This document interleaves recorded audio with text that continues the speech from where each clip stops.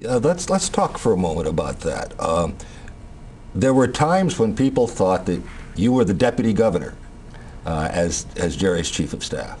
I read that in the paper, but I always thought that was a bunch of malarkey, because the few times that I felt I had to make a decision, I asked myself, what would Governor Brown do? I didn't ask myself, what would Gray Davis do? What would Governor Brown do if he had to make a decision this instant? If I did my best to make the decision that I was confident he would make.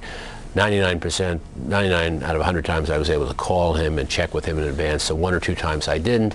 I was saying, I'm sure this is what Governor Brown would do, and that's what I would do.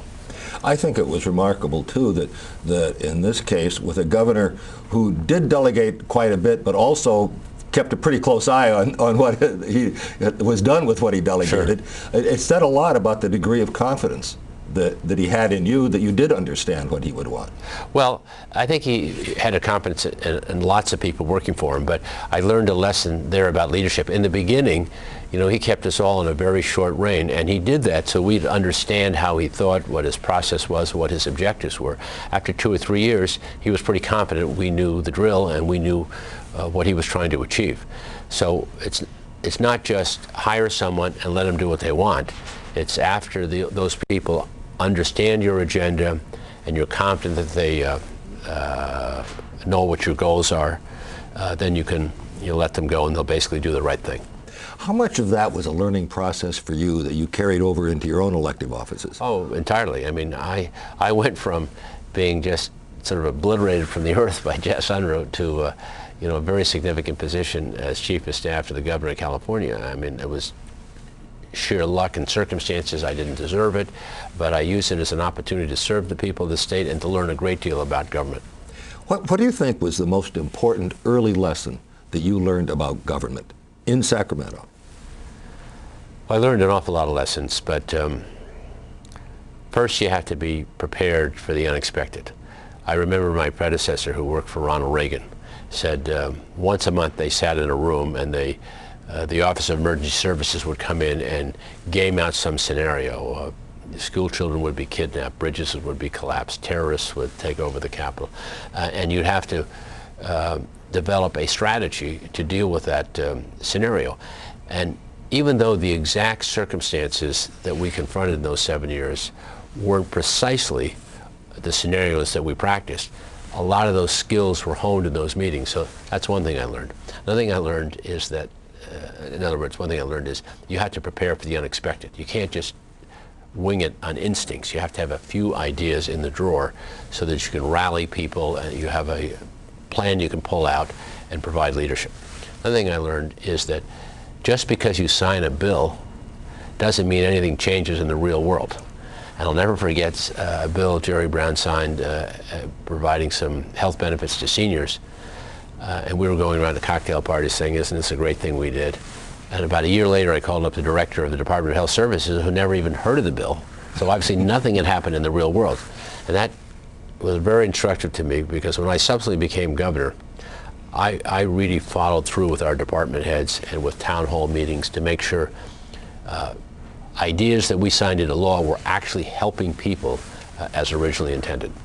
Do you think that the legislature and the governor, whoever the governor may be, do you think the legislature and the governor really work together, or is the antagonism so strong that it makes it difficult for either side to be functioning effectively in concert? It all depends on who's in the legislature and who's the governor at the time. I had 5 years as governor. The first 2 years, we operated in a bipartisan fashion, and I went to the ballot. I had initiatives, but they were to build park bonds and water bonds and school bonds. I signed the biggest school bond in the history, $25 billion, and we helped pass it, which it did.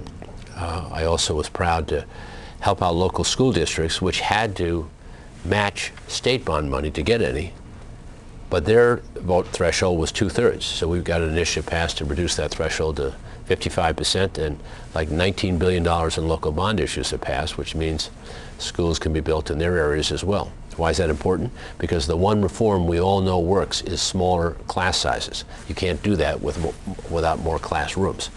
So my initiatives were kind of practical ways to help assist California's not crumbling, but say slowly deteriorating infrastructure, to build parks, schools, to bring water from the north to the south. You know, Governor Schwarzenegger used the initiative process for a different reason, you know, and he has every right to do that. But I try to use my initiative process for bread and butter things.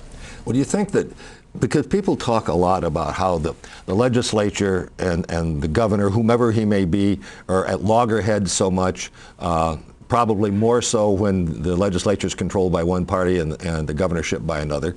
But nonetheless, there seems to be, seems to have developed over the years in Sacramento a higher level of either tension or irascibility than there used to be when you and I both first started visiting Sacramento for political reasons?